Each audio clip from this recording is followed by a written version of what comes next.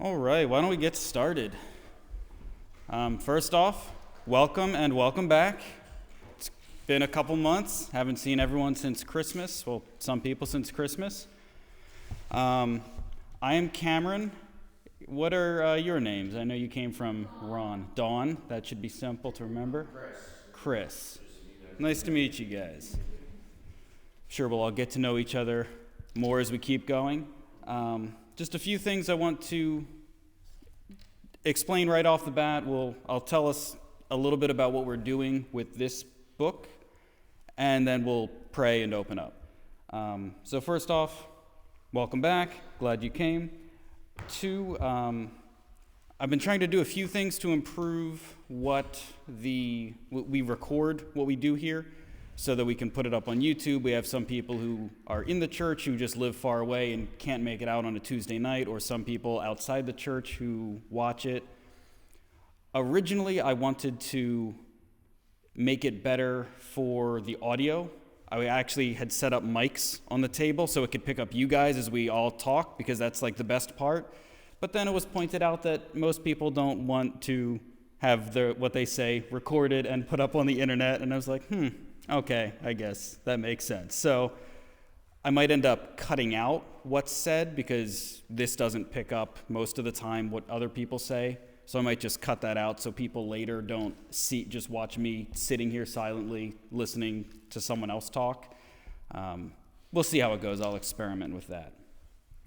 But everyone has a book, is that right? Everyone has a book, a pencil if you need it. So what's ahead? This is going to pick up basically right where we left off in our last study. I was glad that they had something that picked up right from, we did Judges and Ruth last study, and this picks up right in 1 Samuel, so it really keeps the story going. So can I get one brave volunteer to sort of give me a synopsis of the last 13-week study? Real quick, what was Judges about? A lot of death, yes. Okay, so it was this intermediate period in Israel's history where they're a nation, but they were 12 tribes sort of loosely confederate together. And then you had these figures who we call judges. They're kind of like territorial warlords that God raises up from time to time to save his people when they've gone astray. A foreign nation typically comes in and oppresses them in some fashion, and then a judge gets raised up. They're happy about that, but then typically within a generation or so, they're right back in the cycle to where they started. So we had a lot of people that we talked about in Judges. In this study, we have four main characters that we're going to talk about, four main people. We have Samuel, Saul, David, and Solomon. So we're basically, over 13 weeks, going to cover the lives of these four men. And this sees those 12 loose confederate tribes of Israel harden and solidify into a really, what we would call a nation, how we understand that today. So that's what's ahead. And why don't we just open up in a word of prayer.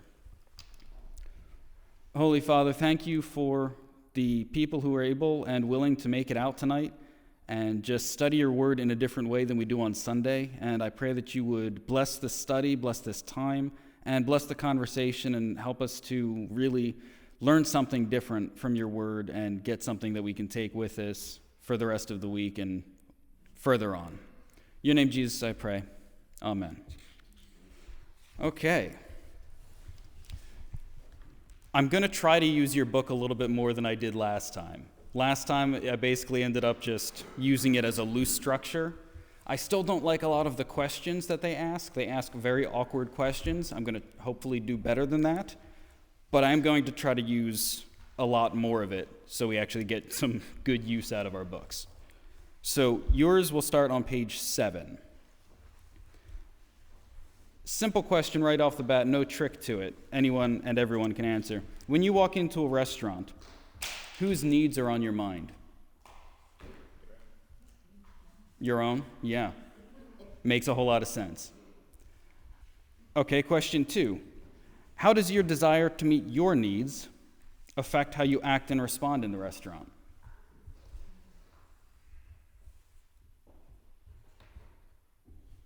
See the weird questions I said the book has. Okay. You try to be nice first? Oh, okay. So you're planning on yelling at the waiter later? Later. Good.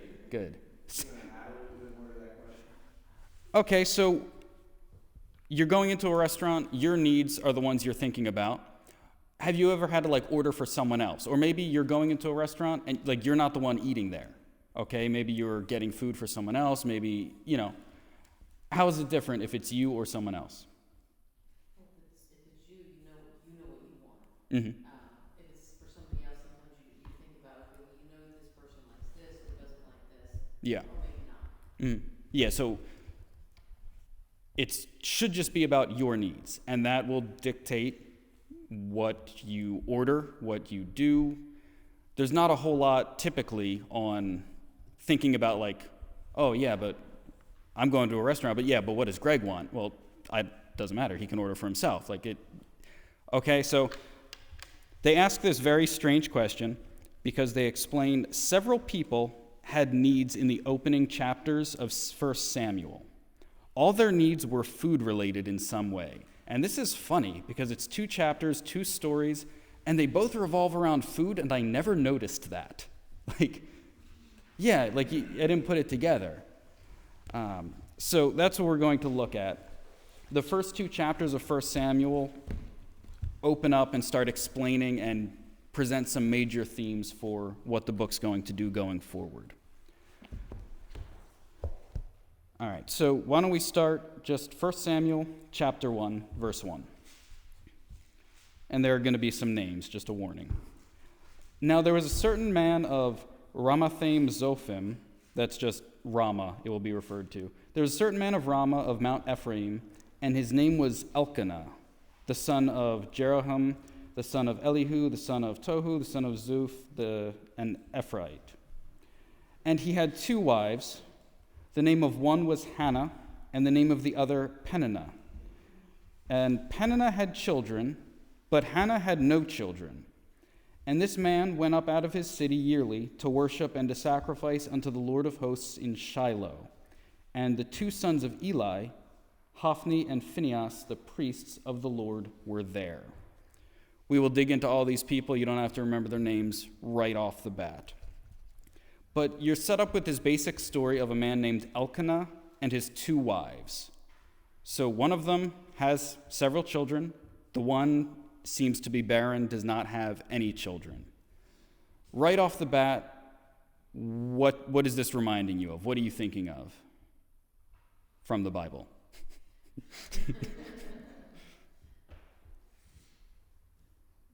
Could be a few things. Okay. Anyone else? So Abraham and Sarah, they couldn't have children. And then possibly Jacob and his wife, Rachel. John Baptist's mother. Oh, sure. She was old. Yeah, Elizabeth was old when she conceived. I believe Isaac and Rebekah as well. I think, so you have your main patriarchs, your Abraham, Isaac, and Jacob. I know definitely the latter 2, or the bookends. Yeah, it is. It's all 3, yeah. And we had a story in Judges that ended up being Samson, Manoah and his wife. She couldn't conceive. So this is a running theme throughout the Old Testament. These women who, they can't have children on their own. There's a miraculous thing that happens. So you're instantly set up that, okay, whatever's going to happen, it's going to be of God. This is going to be a big deal. And it mentioned that they go up to Shiloh to worship. What's in Shiloh? We won't go, I talked about this way too much last time, but real quick, what is in Shiloh? The tabernacle. Yeah, so you have the whole tent-like temple structure. The temple's going to be almost exactly like that. This is just a tent. It was portable. It was for the wilderness. You have the Ark of the Covenant there. That's where sacrifices happen. So once a year, this man Elkanah and at least Hannah, I can't tell if the other wife's there or not, they travel and go to the tabernacle in Shiloh once a year. Okay. Now on page 8, it's worth noting, it says annually, that's the first word that starts it. Annually, Elkanah and his family would walk 10 miles from their home to Shiloh to worship and to sacrifice to the Lord of hosts. It's just interesting to know it's only 10 miles away, which in the ancient world, that's pretty good. That's not long. And as Samuel later starts ministering, he still lives in Ramah, even though he is at Shiloh often. Okay. Page 9. We're going to keep jumping. There's just a lot to get to. Okay, page 9. There's something that starts with the book of Judges, which precedes the book of 1 Samuel, ends with 2 accounts of Israel's sinful condition.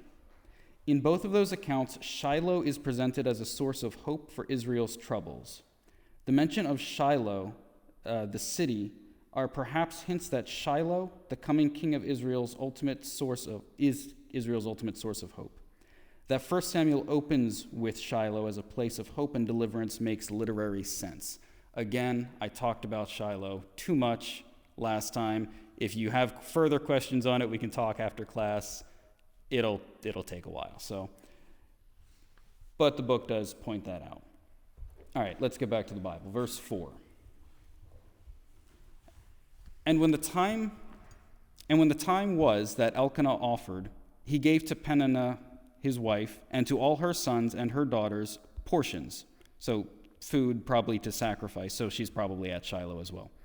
But to Hannah he gave a worthy portion, or double portion, for he loved Hannah, but the Lord had shut up her womb. And Hannah's adversary, so the other wife Peninnah is shown as an adversary, also provoked Hannah sore, for to make her fret, because the Lord had shut up her womb. And as he did so, Elkanah, as he did this year by year, when Hannah went up to the house of the Lord, so she provoked her, therefore she wept and did not eat. I was trying to be helpful with the pronouns there. I may have mixed one up there. But okay, so you have this story where we already explained the basics, but year after year, the husband gives Hannah twice as much to sacrifice, twice as much to offer to the Lord, because I guess he feels bad that she doesn't have children. And the other wife really is a piece of work, right? So of all the things that you could do with this, like all the responses that you could have, I imagine there's enough difficulty keeping a household at peace when you have more than one wife anyway. Any multiples of spouses, I'm sure, gets very complicated very fast. And she chooses the path of ultimate resistance. Okay? Now, but does this remind you of anyone? This is a little more subtle. No. Still in the Bible. Still in the Bible. Yeah, so Ron mentioned Abraham and Sarah. Yeah, so you remember what they did. When they couldn't conceive, Sarah said, hey, I have this female servant. Have a kid with her, and because the female servant is considered her property, the kid is in her name, and it's a very convoluted, problematic, ancient Near Eastern practice. But as Hagar had the children, Sarah starts harassing her and being very cruel to her, and back and forth, and this causes problems. And I think all of this is supposed to kind of pull us back to some of these old stories to help us understand it in the chain of events that is the history of Israel, if that makes sense. So, yeah, she's a little tough. Okay. Now, why do you think that this other wife was trying to provoke Hannah? Obviously, Hannah loves her, because instead of just giving her a normal portion, he's giving her extra. Mm-hmm. Jealousy. Okay, jealousy. So we get the idea that even though Peninnah, that's such a weird name. That's a tough name. There's too many N's in a row. That Peninnah, even though she has the children, Hannah is the one who is loved truly, And again, if this is reminding you of the patriarchs, Jacob wants to marry Rachel. He's in love with Rachel. He gets tricked into marrying Leah. Leah has kids, Rachel doesn't, but Rachel is the one he actually loves. So this story really closely parallels all the patriarchs that we have. And you kind of know, okay, something big for Israel is happening because they're painting it in the same way. The same series of events keeps repeating itself. But let's go to page 10.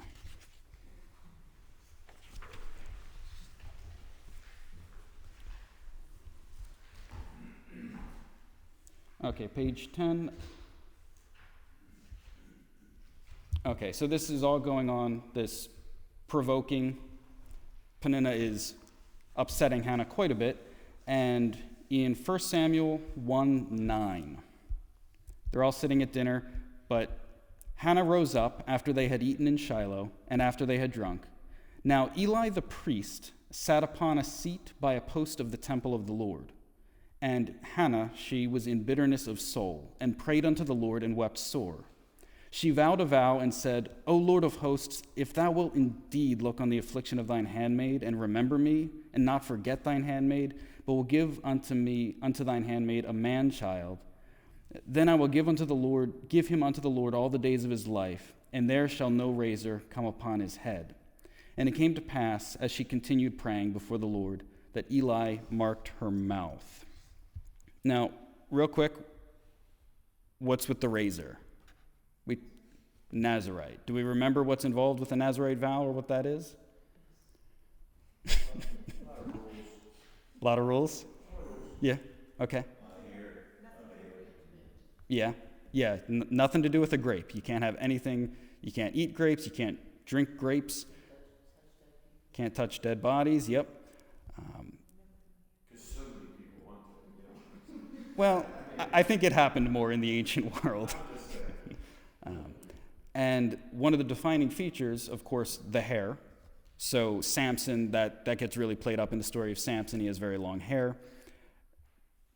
Also, typically, the vow doesn't last for that long. It's a vow that is typically made for like a few weeks, a few months during a special time. Someone decides to make this vow, and it's a special time that's set apart, that's holy, that's consecrated. However, Hannah is saying right off the bat, if God gives her a child, she will dedicate him to the Lord, and he will be a Nazirite. So now we're also kind of thinking of Samson, even though that story didn't end too well either. Okay. Now on page 10,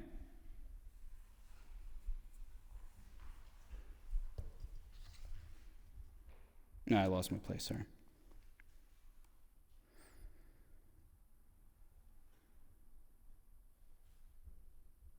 Okay, no, I skipped something. That's fine. So, question 6. What are some sinful ways Hannah could have responded to her barrenness? Curse God for it? Yeah. Yeah, that's interesting that the text actually puts out there that this is the Lord's doing. Like, she's not having children by God's control, command. It's his will, in a sense. She could have hurt Peninnah's children? Yeah. As a jealousy thing? Yeah, she could have hurt the other children or just been spiteful towards them. She could have been a lot meaner to the other wife. Mm-hmm. Yeah, it's interesting that the one who actually has the children is the one who's cruel. You could easily see it the other way, where the one who doesn't have the children could be jealous. Does it speak of her behavior? Like, she could be sad all the time. Oh, yeah. I mean, she's definitely upset in this situation. Yeah. It doesn't seem like it's a daily thing because he asks her why she's upset. Like, so it's not like somebody's upset all the time, you never stop asking. Yeah. You just Well, yeah, if he already knew, like, right. she's always upset about this, it doesn't have to be asked. That makes sense. Okay. So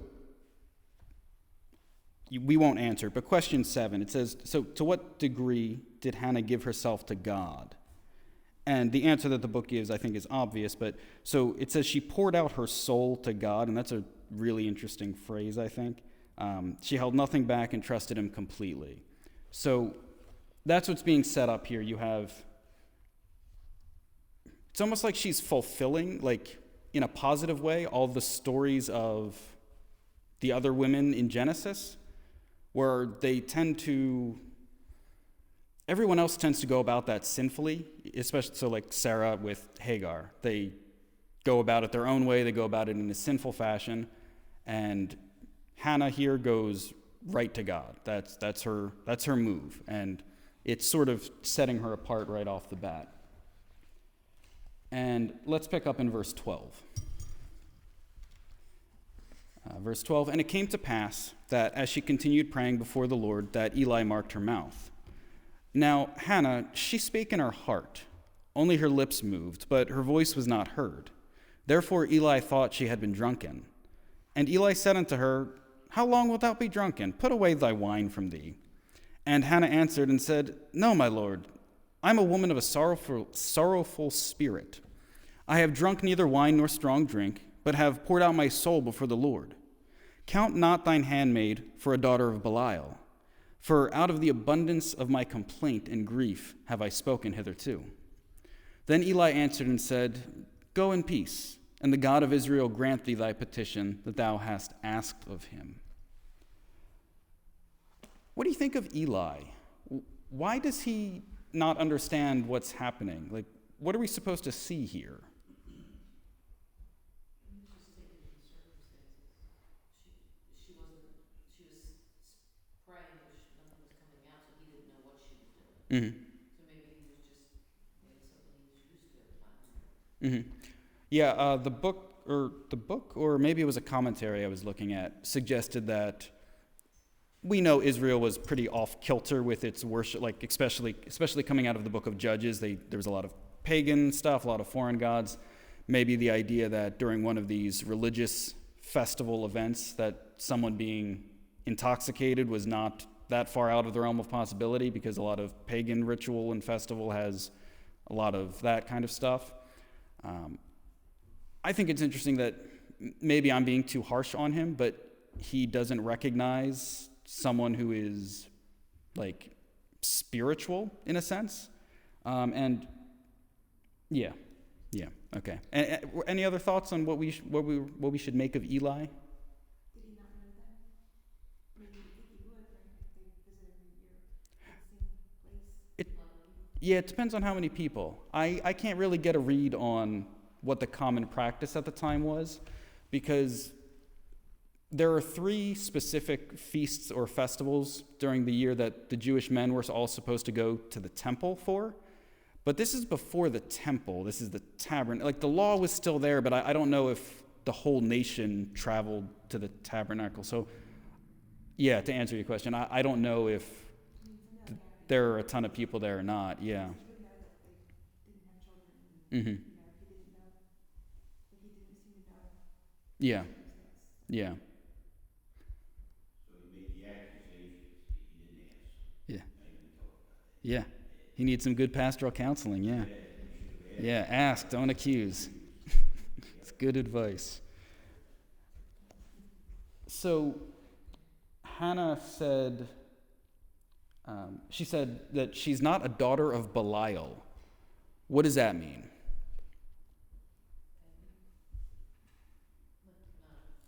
Sort of. Does anyone know what the term, like a son of Belial? Yeah, worthless. Okay, good. Yeah. Worthless. Yeah. No good person. NG. No good. Okay. Yeah, so Belial is this Hebrew term that means something akin to worthless, which is funny because the sermon on Sunday, raka, is the same insult. That worthless is, I guess, apparently a common, harsh term in the ancient Near East, even though that's separated by 1,000 years. Yeah. It's capitalized, yeah? Yeah, so... Is it like the devil? You know, like Yeah, so what happens is, in Hebrew, like, back at the actual time of Samuel and all this happening, Belial, yeah, it's a word that means worthless and / wicked, okay? And then, especially around the Second Temple period, so like 400-ish years before the birth of Christ, that period of time, they start to use it as a term for not like a literal, like, oh, this is Satan, the devil, Lucifer, but it's like a general spirit like that. So in some translations, they actually capitalize it, even though it's not actually the son of a specific person. But this is important. I'm not just trying to bring up ancient Near Eastern trivia. So she mentions, I am not a son of Belial, or a daughter of Belial. And that will come up and be very important. Can I add one thing? Yeah. Since Pastor called him like, Yeah. But at the same time, I'm assuming this happened one right after another, like it is in here. Yeah. But as soon as she spoke, he was cool with it. Yeah. Like he said, "Oh, okay." He doesn't say my bad unless Yeah. there's another word for that. Yeah. But and then he says, "God be with you on your way." So yeah, he may have not approached it correctly, but he, believed the right way. Yeah, he got there. Yeah. Maybe it's too early to tell. Yeah. Yeah. But that phrase comes up again in an interesting way. Okay, so yeah, he blesses her, sends her on her way. And verse 20, wherefore it came to pass, they go home, when the time was come about, after Hannah had conceived, that she bare a son, and call his name Samuel, because I have asked him of the Lord. And Samuel means a few things, something akin to like either asked for or received from the Lord. There's a few possible translations, but his name is linked to the fact that she prayed for this and it was given to her. Okay, so on page 11 in your book, it should be towards the top. Peninnah had an heir, but lacked Elkanah's love. She tried to remedy her problem by taking Hannah's joy. Hannah had Elkanah's love, but lacked an heir. She responded to her problem by promising to give her heir to the Lord of hosts. God responded to both Peninnah and Hannah in starkly contrasting ways. It's just interesting. You get the dichotomy there. So, whereas the one had something and tried to destroy Hannah, like emotionally, basically, her life does not go as well. And then you have Hannah, who is lacking initially, but is faithful, is trusting God, and her life ends up being incredibly blessed. And this will come up all throughout the book of Samuel. Okay. We won't read the whole thing, maybe a few little pieces here and there, but in chapter 2,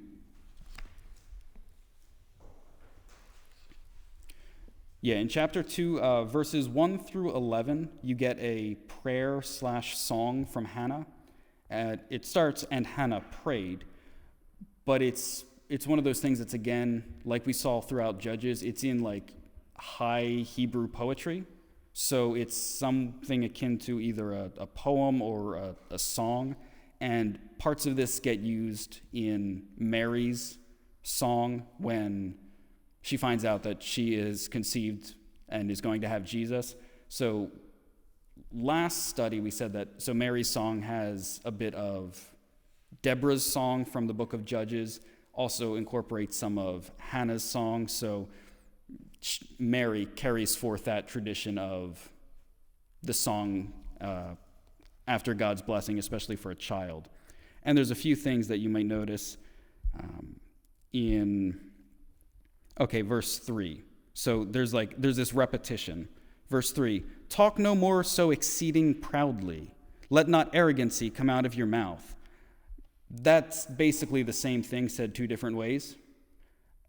And then it ends with, for the Lord is a God of knowledge, and by him actions are weighed. that like screams of Hebrew poetry. This happens all the time in the Psalms. It's very clear in the Psalms where you have a phrase, he rephrases the same thing, and then concludes the thought, and it's just part of their poetic structure. And then you get a lot of the back and forth, like, this happens, but this will happen. So verse 4, the bows of the mighty men are broken, and they that stumbled are girded with strength. There's an opposite thing happening there, and it keeps going. That verse 5, they that were full have hired themselves out for bread, and they that were hungry ceased, so that the barren has borne 7 children, and she that has many children is waxed feeble. She really takes this rivalry with Peninnah, and it just kind of runs, because all throughout even this prayer, song, poem, her adversary is in very harsh terms. Apparently she made her life very miserable. Okay, so we saw this story play out. She has had Samuel. He's only been lightly introduced, talked about, and now she is going to fulfill her promise.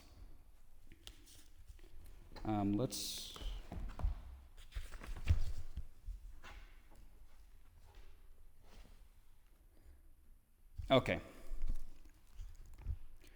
So, where do they drop him off? Okay, yeah, I skipped that. Chapter 1, verse 24. It's important to know.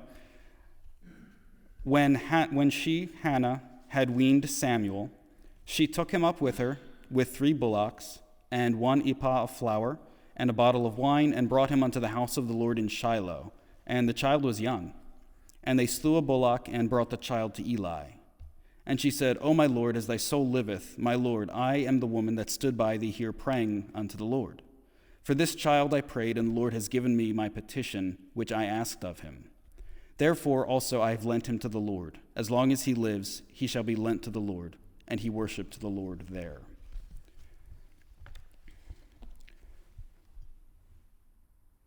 I guess we expect this. Like, you expect her to fulfill her promise? But do you? Like, I feel like most people, this is something you'd go back on. You know, have you ever been in that situation where, Lord, if you do this, I promise, I will stop this and that and that? No, never. Right. Me neither. Yeah, fortunately. And most of the time, that's not real. Like, bargaining with God is not typically a great idea. Like, how would you expect anyone else to respond to this? Well, and we're not even talking about not doing something, we're talking about your child. Like, Yeah. we're not talking about. Yeah, they're not giving up cigarettes, yeah. More. Like, here's my child. Yeah. Typically, the foxhole vow, right? Yeah. From the worship. Yeah. Save me and I'll do this. Mm-hmm. But yeah, Tom's right, because the child isn't a whole lot, but different, typically. Yeah. Of course, Abraham, he got over it too. Got over it. Well, it's a thing. That Sure. you get over, Yeah. Were you going to say something, Greg? It's sort of interesting because, like, she wants to have a child, but it's almost like a status symbol because she's willing to give it up right after the child weaned off. It's like, okay, here, have the child at the temple, which is going to be basically the temple's property, or, for then going forward Mm-hmm. as the, as Samuel. And I don't think it was that, I don't think it was that lightly, because it's not necessarily just a status symbol, which it was, but she didn't need to prove anything to her husband because he loved her no matter what. Some husbands would put them away. So it wasn't even a matter that she had to provide an heir for him. Right. But she committed to the Lord, and she was okay enough to say, okay, here's my child. You gave him to me, and I'm giving him back to you. It's like a strange concept though, because like you have, Oh, absolutely. you have the child, the woman's pregnant for 9 months, and then has the kid for whatever, another year or 2 until they're weaned off, and then they're gone. Like, you only have a kid for at most with you for 3 years, 4 years, whatever. Right. And then the rest of the kid's life is, it's like you had the kid just to say you had it and you give away like, thanks for giving me this kid now off to the Lord for the next 70, 80, 90 years. Well, she doesn't want to take care of them. Have you taken care of kids? But I don't think it's done lightly. It's just that it's strange that like, you want this thing so badly, and then 4 years later it's gone. Well, but I don't think it, yeah, I don't think it's, I think She it's visited every year. Yeah. Yeah, we'll get there. Yeah. What a way. Yeah. I'm thinking it's a safety thing too. She knew he was gonna be safe where he was. Yeah. And it could have been just a little piece of her that's getting back. No, on I track. don't. I'm just saying. Take that back. Yeah. Okay, we got. So it's like the Lord first, Yeah. Mm-hmm. Yeah. if she had more kids. Right. So it's worth noting, the book points out, let's see, probably towards the bottom of page 12,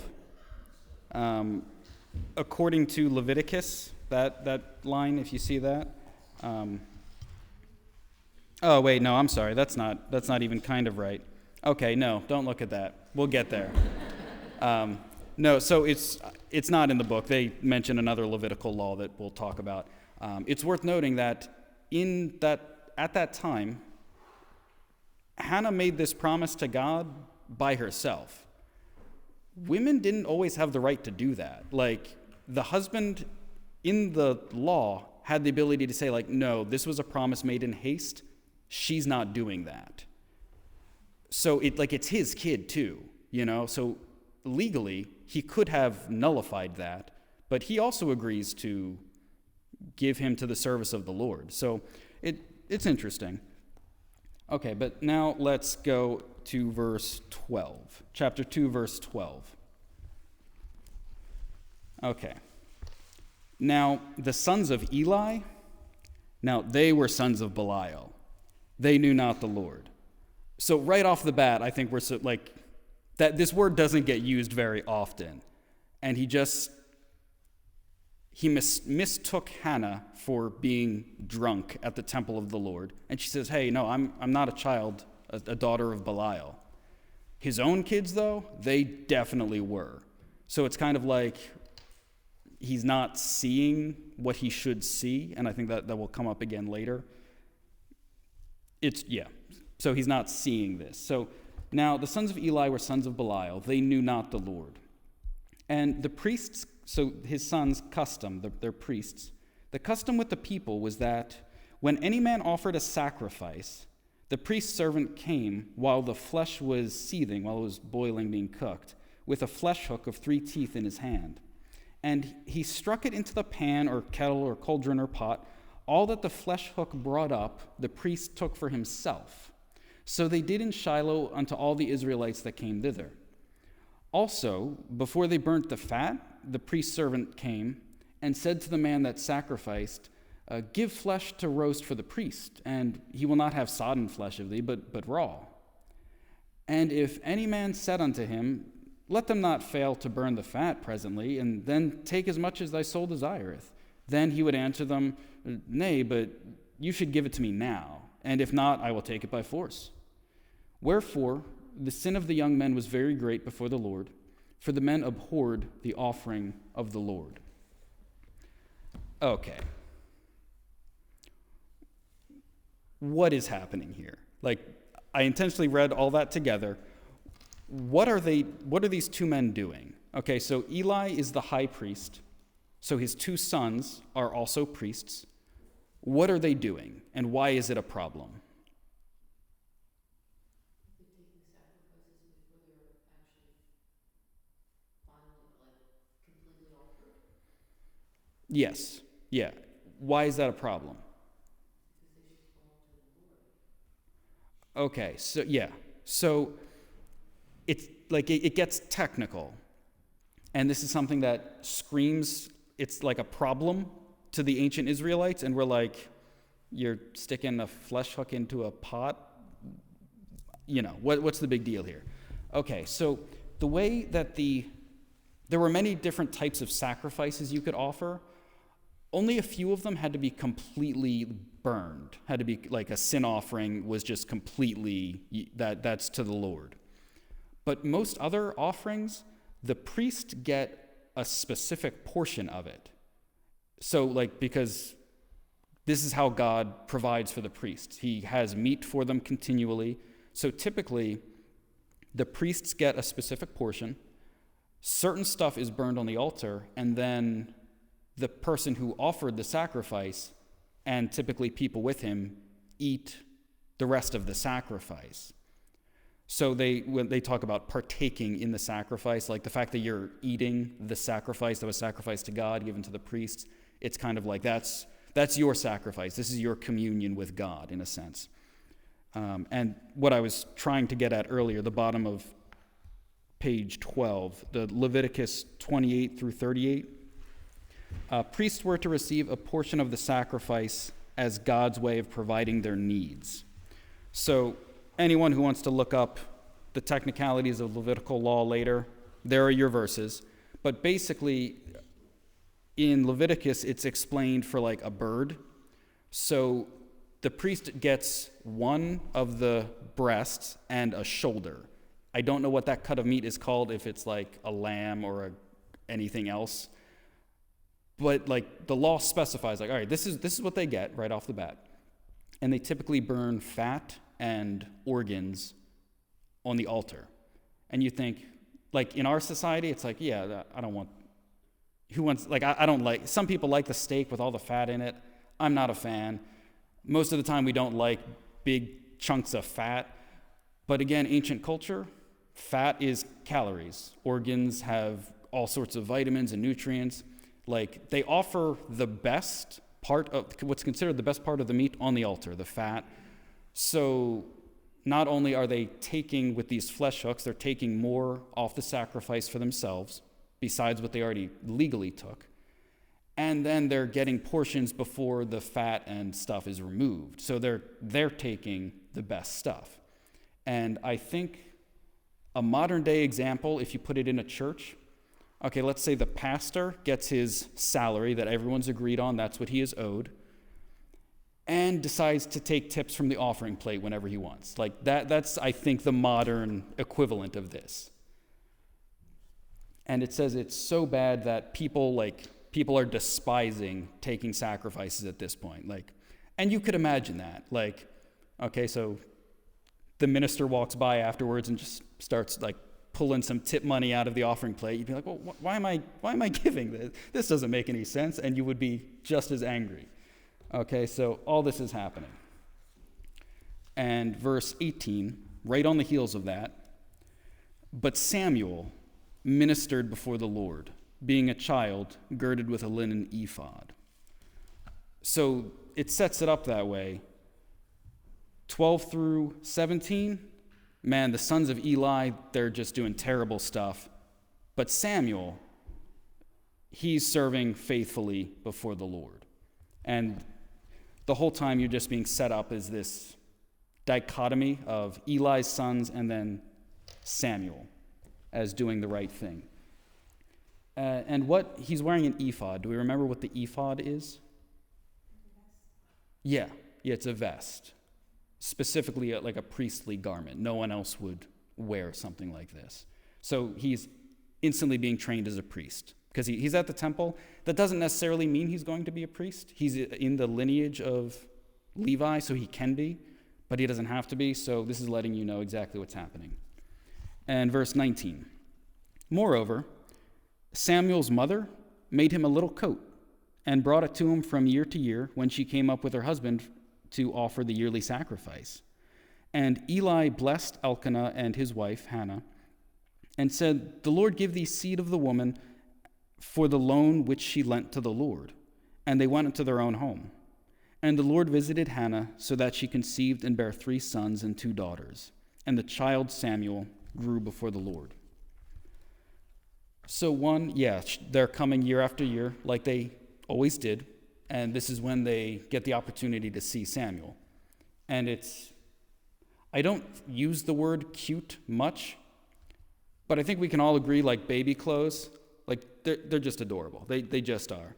And every year she's bringing them you just picture like this little cloak, and it's funny because not only is it like little clothes, but it's like ancient little clothes. And I don't know, that strikes me as funny.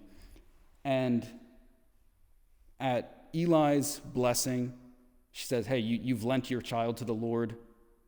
He prays that God repays her for that, and God does. God allows her to have more children, and I forget how many. I don't know if it says how many she has. 3 sons and 2 daughters. Yeah, it says explicitly how many she has, doesn't it? I just read that. Yeah, thank you. Thank you. Yeah, there's a lot to think about. Yeah, okay, good. Okay, let's jump to let's just keep going, verse 22. So we have a passage of time here.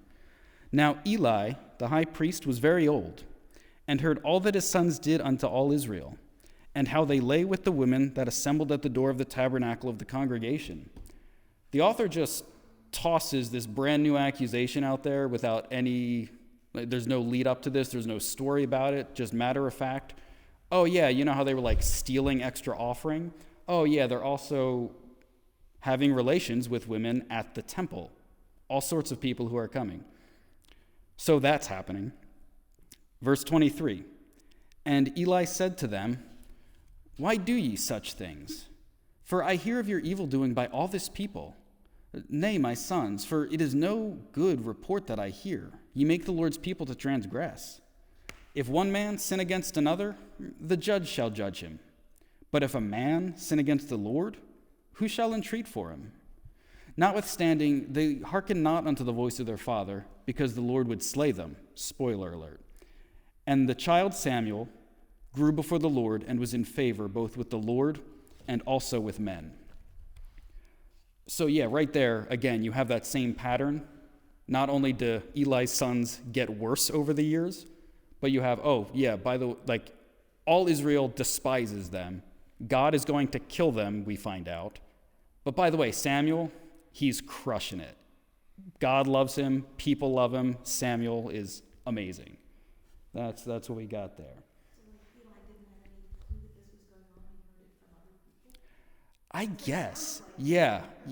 I mean, But some parents are like that. Not my kid. yeah, My son. yeah. Not my Phinehas, he would never. Yeah. Yeah. Yeah, and we'll see a little bit of that.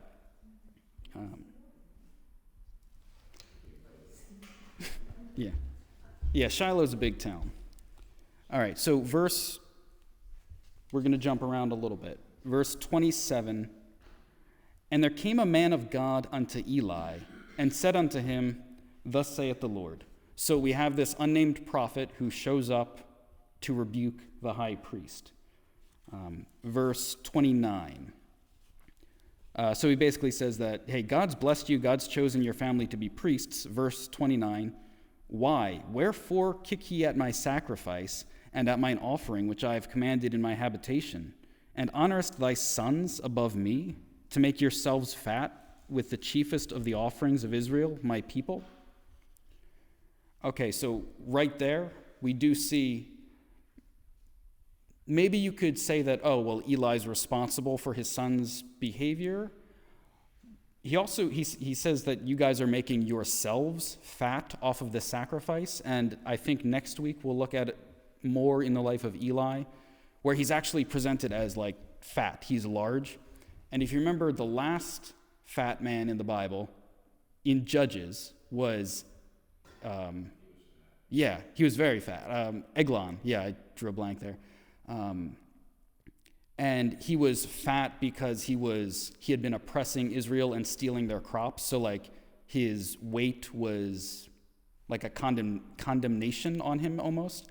And Eli seems to be in the same boat because they're literally stealing food, So yeah, there's this accusation that maybe Eli is involved in at least that end of it. So he's got something going on. Okay, verse 30. Wherefore the Lord God of Israel saith, I said indeed that thy house, Eli's house, and the house of your father should walk before me forever. But now the Lord saith, be it far from me. For them that honor me, I will honor, and they that despise me shall be lightly esteemed. Behold, the days come that I will cut off thine arm, the arm of thy father's house, and there shall not be an old man in your house. And thou shalt see an enemy in my habitation, in all the wealth which God shall give Israel. And there shall not be an old man in your house forever. And the man of thine, whom I shall not cut off from mine altar, he shall be to consume thine eyes, and to grieve your heart. And all the increase of your house shall die in the flower of their age. And this shall be a sign unto thee, that thou shalt come upon thy 2 sons, on Hophni and Phinehas. In one day they shall die, both of them. And I will raise me up a faithful priest, that shall do according to that which is in mine heart and in my mind, and I will build him a sure house, and he shall walk before mine anointed forever. Okay, we got a few things to talk about there. First, on page 14, there's a good paragraph here. It starts with God spoke. God spoke through the unnamed man of God to condemn Eli for his actions. God revoked Eli's covenant blessing as a priest because he despised God. The language God used is telling. He said, "Them that honor me I will honor, they that despise me shall be lightly esteemed." The word for honor literally means make heavy, and the word for despise literally means to make light. Eli made himself heavy physically by honoring his sons and eating the best meat that belonged to God. God promised to make him light spiritually because he failed to honor God. I thought that was a nice little wordplay that I don't think any of us would pick up unless you happen to know these Hebrew words off the top of your head. So that was cool. Now, further down, probably towards the bottom of your page, the Lord announced. The Lord announced to Eli that he would raise up a priest who shall do according to that which is in mine heart and in my mind, and I will build him a sure house. He shall walk before me, before my anointed forever. The book says the faithful priest would be Samuel, with an ultimate fulfillment of this prophecy in the person of Jesus Christ, the believer's great high priest. Now, the book, I think, is wrong, and not to knock the book, but it's in the book, and I think we should talk about a little bit of why. Now, Jesus Christ is definitely the ultimate fulfillment. If you read the book of Hebrews, I just finished that, solid read. Christ as the high priest, the one who makes atonement for sin, that's solid. That's very biblically accurate. That's all throughout Scripture. Even though I understand why they're thinking Samuel is the one to replace Eli, because technically that does happen, that I don't think that's what's being pointed to here. And I will tell you why. So Eli's family, that if you know or don't know this, priests come from the line of Levi, one of the main sons of Jacob. All priests are in the house of Levi, but of course it's been hundreds of years, so there are many lines in this one lineage. So Eli, his family, they were supposed to serve for a long time, but because of their sin, God said, no, I'm not doing that anymore. So he says, I will raise up another priest and make him a sure house, and he will serve before them. It says forever. I'm not trying to mess with our understanding of the Bible. Sometimes forever means a long time, and I think we can see why when we see how this plays out. So you don't have to turn there, but in 2 Kings, I think we'll actually get here eventually in our study because it's with Solomon. So in Solomon's day, which is less than 100 years later, you have the high priest is a man named Abiathar, who is the grandson or great-grandson of Eli. So up until the time of Solomon, this family is still in the temple doing things. Even though Samuel takes over as priest, his kids don't. That stops. So in 2 Kings, we have with Solomon, unto Abiathar the priest said the king, get thee to Anathoth unto thine own fields, for thou art worthy of death. But I will not at this time put thee to death, because thou bearest the ark of the Lord God before David my father, and because you have been afflicted in all wherein my father was afflicted. So Solomon thrust out Abiathar from being priest unto the Lord, that he might fulfill the word of the Lord which he spake concerning the house of Eli in Shiloh. And then in verse 35 it says, and Zadok the priest did the king put in the room of Abiathar. So basically this line of Eli, even after Samuel, this line of Eli continues to be in the high priest role.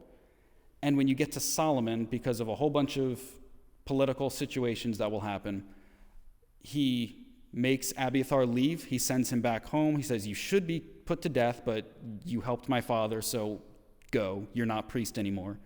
And he puts this man named Zadok to be another man in the line of Levi to be the high priest.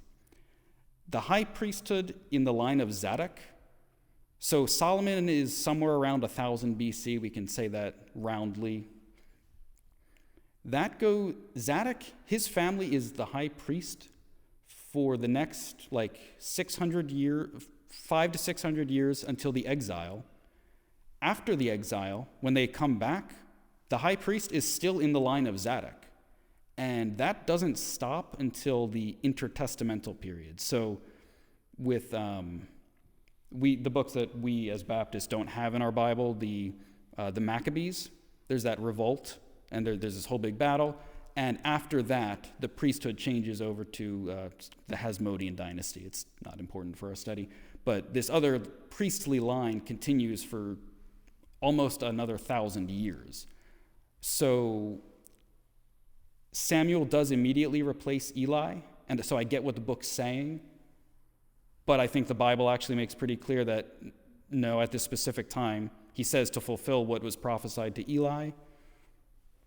Eli's line gets pushed aside. This new line, Zadok, the priests of Zadok, reign for their priest for 1,000 years, literally. So I don't know that will come up in your daily thoughts and life too often. However, it's in the book. I thought they were wrong, and I thought we should address that.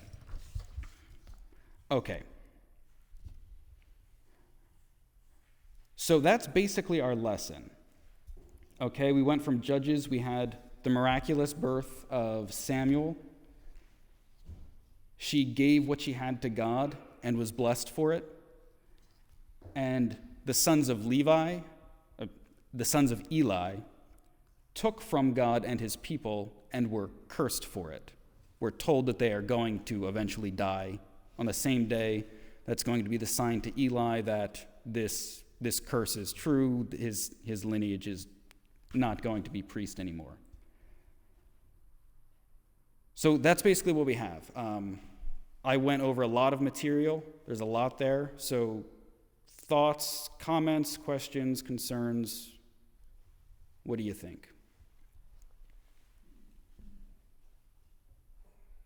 Is there anything not clear that we have time to clear up? I just wanted to ask. Yeah. So when she gave her son up, who raised him? Priests? That's a great question. I am not sure. I imagine they were equipped for this, but Probably had some kind of child care, right? that's a good point. Yeah. School and women to take care of little kids, that kind of thing. Yeah. So for what it's worth, I did read that they are not as quick to get children to the Gerber's baby food back then. So they would say when the child was weaned, that would be 2 to 3 years typically. So granted, even a 3-year-old is not a fully functioning human yet. But so let's say he was 3. Yeah, they might have had a service for this. I don't know if I don't know. They did have you do come across these Jewish nuns every once in a while that it seems like there were celibate women who were involved with the temple. There were, I don't know if some of the priests just did this or what. Yeah, I don't know. It doesn't say. Later, he seems to be very close with Eli, in very close proximity. There's some sort of. He takes him under his wing. Yeah. I was looking for the word Yeah. There's like they were living in like the same spot. Like there was a communal house for the priests. So I don't know, but there's a lot of other information surrounding your question. Any other questions or thoughts? Observations? I thought that, I read somewhere that their weaning was actually closer to like 5 or 6, not because they nursed the entire time, but because that's when like the child was like ready for schooling, in a sense. So he may have been just a little bit older, not that he couldn't get anybody to take care of him, but Yeah. it may not have been like 2 or 3 like we're thinking. Yeah, I don't know. All right. Okay, yeah, so we set up important ideas here. We set up these ideas of like, okay, you want something, how do you go about getting it? Is going to come up through 1st and 2nd Samuel in the life of Samuel, Saul, David. Like, these are big themes that the people who turn to God and trust God, they are blessed. The people who do otherwise are not. And this plays out in people's lives in these stories, and they guide decision-making in the stories, and we'll see this come up. So a lot of information. You guys were troopers, but we got some big ideas laid down that we'll get to see play out in a lot more action coming up. So wait for that. But why don't we close in a word of prayer? Lord, I thank you that we were able to go through your word, even though it was fast. I thank you, and I pray that we are able to take some of these big ideas with us and carry them forward into not only the Bible, but into our lives as well, that we would, through this study, learn to trust you better and be always seeking you as opposed to seeking to find things through our own means. So, Lord, I just pray that you'd be with us, that you would keep us safe as we travel and bring us back safely next week. In your name, Jesus, I pray. Amen. Thank you.